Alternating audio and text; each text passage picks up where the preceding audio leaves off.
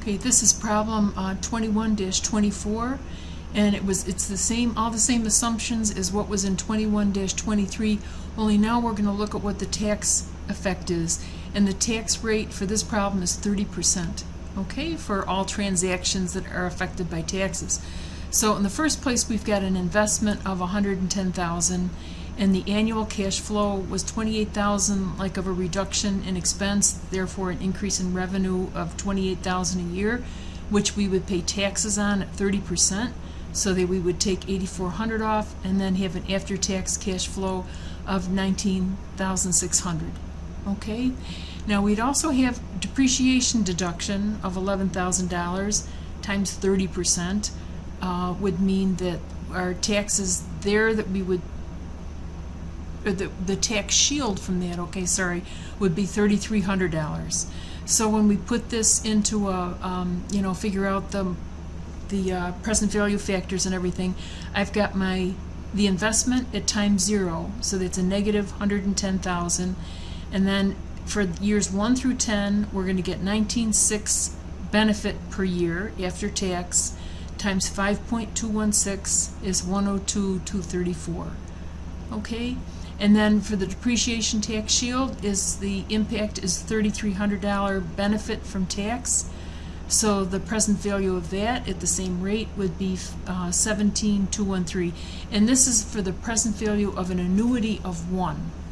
Okay, so our present value for the project then is $94.47, and it made its, that was discounted at what was our discount rate?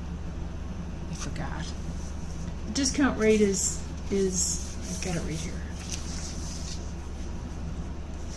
It's not that high, is it? Is it 14%, right, 14%. Okay, now the payback method. For payback, we would take our investment of $110,000 and divide it by the after-tax cash flows here of $19,600 and $3,300, so that would be 4.80 years. In internal rate of return, I've got $110,000 divided by our 22.9, that's the total of the $19,600 and the $3,300, gives us 4.803, and if you look, then we would go to the table, and we've got, this is a 10-year investment, right? I think it's 10 years. I'm doing too many problems, and now I can't remember anything. Yeah, it's 10 years. So we would look at we would go across the 10th year in the annuity table and look for this, get as close to this number as possible, and it's very close to 16%, so that's where it would be. Okay? Now the accounting rate of return, the accrual accounting rate of return based on net investment, okay, would be 22.9. That's our after-tax benefits here. After-tax cash flows is really what that number is, and then to attach it to the income statement to see what the financial effect would be, we deduct the $11,000 in depreciation, divided by our net investment of $110,000, gives us $11,900 divided by 110, or 10.82%. And what that is, okay, the way to interpret this is the average rate that $1 generates in after-tax operating income. Okay, so for every dollar that we earn in the company, we'll get 10.82% after tax. Okay, according to this. Now here's the accrual accounting rate of return, again, only this time based on average investment.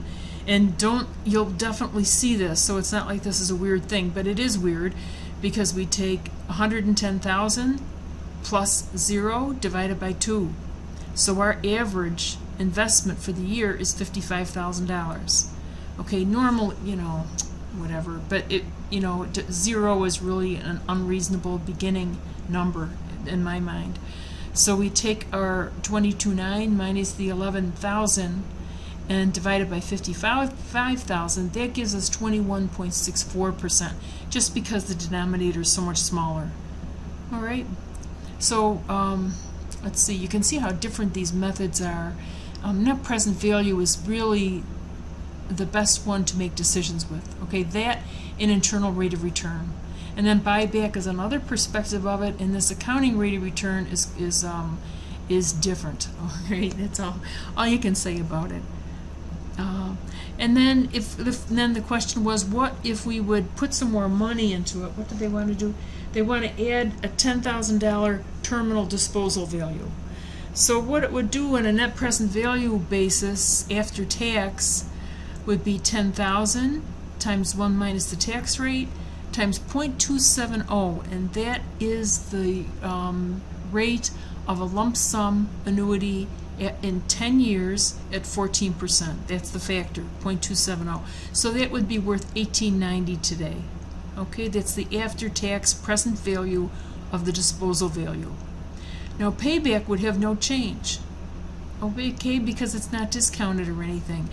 Internal rate of return would increase, and you don't even want to think about that. And accounting rate of return would also increase. Okay.